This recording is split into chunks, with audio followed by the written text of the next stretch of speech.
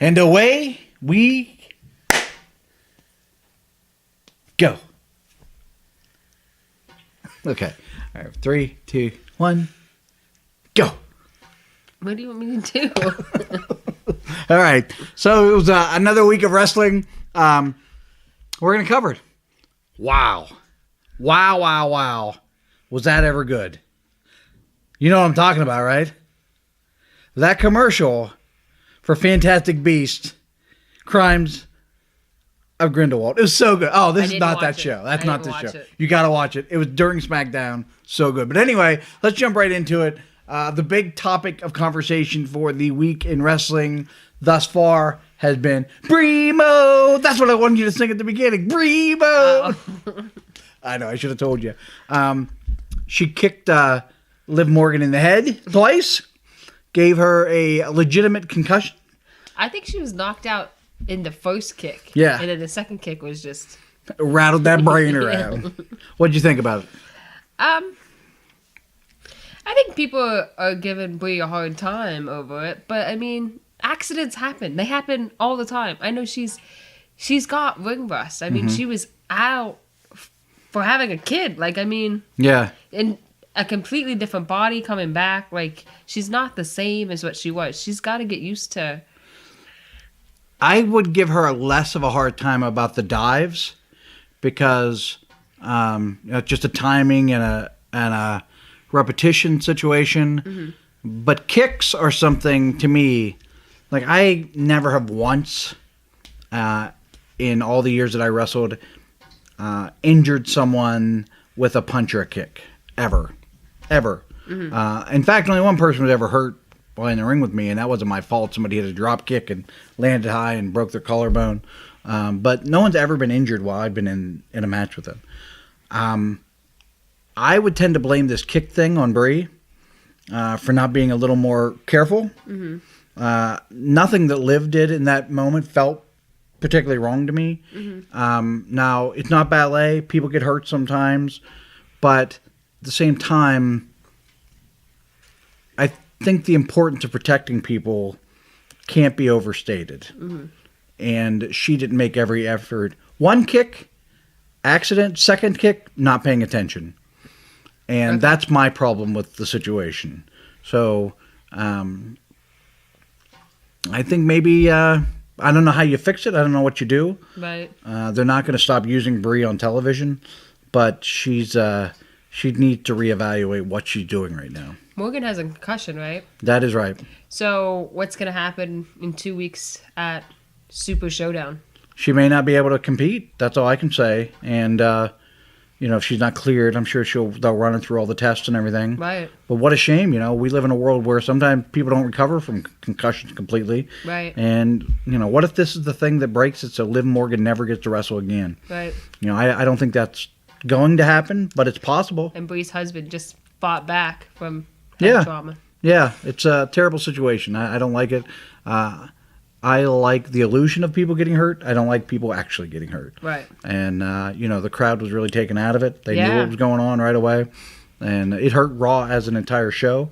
But... you can hear Corey Graves go, oh. Yeah. Well, he's been through it. He knows. Right. He lost his career over a concussion. Mm-hmm. So...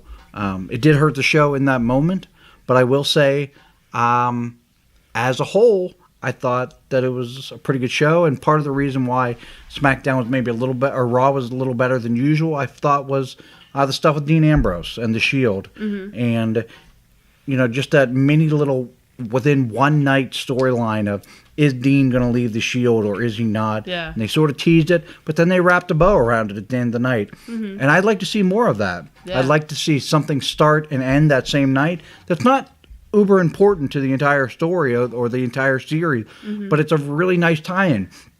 And it gives them something to do throughout the night. Where, the last couple of weeks we've just been thrown Shield and what's the Braun Strowman's team's name? Do they have a name? I don't know. It's something about War Dogs, maybe. What? I didn't even know they had a name. Yeah, they have some name. All right, I've not heard it. Dogs, I think. Okay.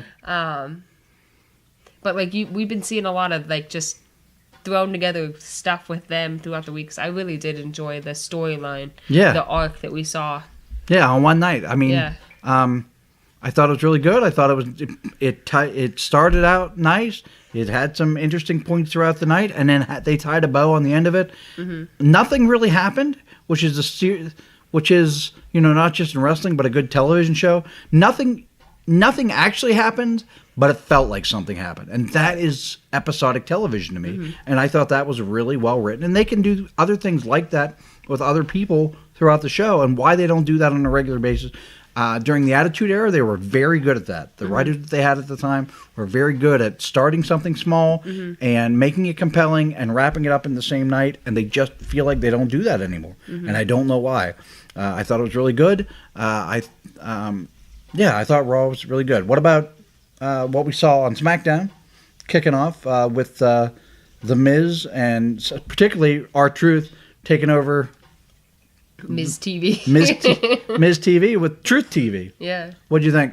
I enjoyed it. I'm kind of disappointed that they decided to give Miz TV back to the Miz, but yeah, well, I don't think based on the reaction that Miz got or Truth got last night that it will be over. It'll be over. I hope not. I thought it was fun. I think that I don't need to see Miz wrestle a ton, even though he's not that bad in the ring. Yeah. I just need more Miz or more Truth on television because he's just fun. Yeah. And you can't quantify. He's a great wrestler too.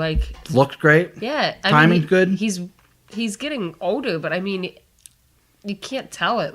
Yeah.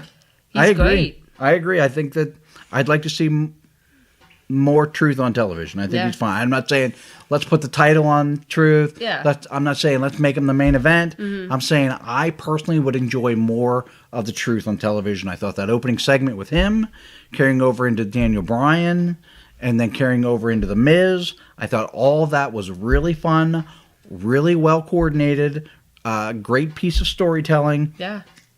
And I loved it. I thought it was really good. Mm-hmm. We should have 7-second dance breaks in our show. We can. No, it's okay. You started off. No, it's fine. No? No 7 seconds? No. Okay, all right. We can have a 7-second too sweet? Nah. Huh? 7 seconds of too sweet? No. This would be good. This is what the world wants to see right here. No. One of these days. No.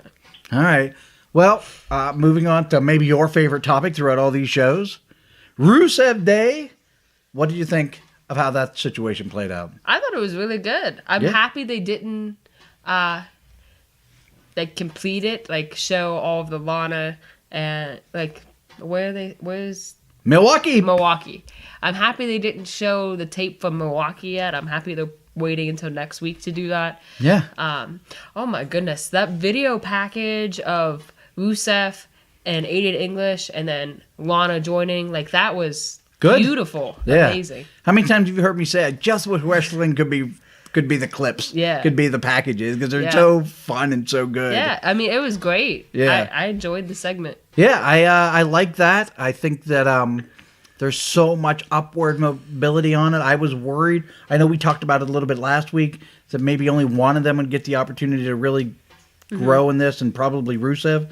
But I don't know. It really seems like Aiden English is going to get an opportunity to really sort of grow and become a more important part of the show. I agree. So I liked it. I mean, I'm not always 100% behind the Rusev thing like you are, but this particular week and this particular situation, I really liked it. I think it's good. I think for the first time in a long time, I'm looking forward particularly to see something that's going to happen next week. Mm-hmm. How often does that happen? Where you're like, that was wrestling. More often than not, I feel like, well, that was wrestling this week. Mm-hmm. Now, this time, I'm actually saying, you know what? I'm probably going to try my best to watch all of SmackDown as it happens because I want to see what happened there. Yeah. And that's a good thing. That's what you want in episodic television. That's what you want in wrestling. They did it good.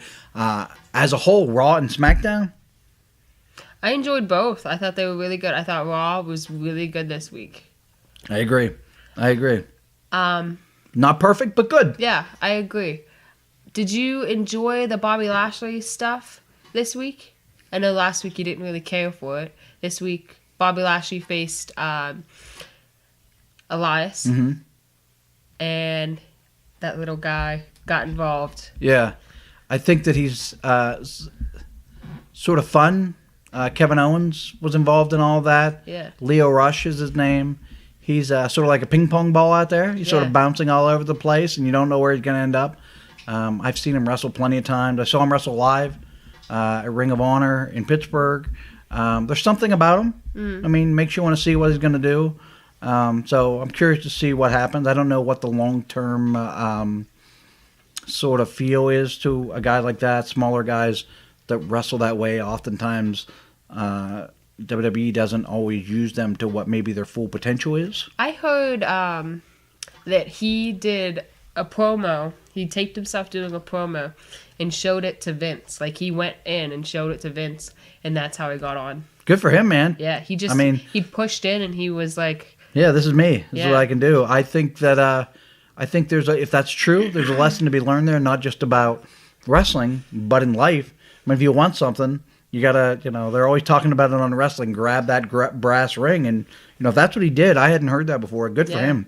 I think that more people in life, not just in wrestling, but in life, should take a shot. Take a shot. I mean, I could tell you a very long and boring story about how I got my job, and it wasn't just sitting back. I run, as you know, maybe other folks don't know, I run a company, and I'm in charge of 80 to 90 people at any given time. And it's because I took a chance, and I grabbed the brass ring, and I got the opportunity. And I think that everybody should try to, at least a few times in their life, really grab the brass ring. And if he did that, I'm really on board for it. I think it's good. I think that there was a lot of good stuff on wrestling this week. I think the Randy Orton stuff, I think was interesting. I think curious to see where they're going with him and Nakamura. Yeah, are they just going to continue to do this for a couple of weeks? Where it's like they're tied in, but they're not tied together, so it's sort of compelling. I think it kind of sucks though, because Nakamura is not getting the chance to do anything. Yeah, he's in the feud, but he's not really there. Yeah, I've enjoyed Nakamura the past 2 weeks more than I have probably the previous 6 months, so I'm okay with that. I'm sort of okay. I liked him better last week. He didn't get a great opportunity to shine this week. I like Nakamura as a wrestler. Let him wrestle. I'm good with that. Yeah. That's good.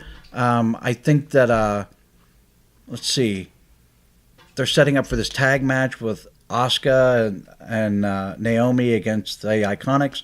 I love the Iconics. I think they're so annoying that it's good. Like, you're just compelling villains to me, so I really like them.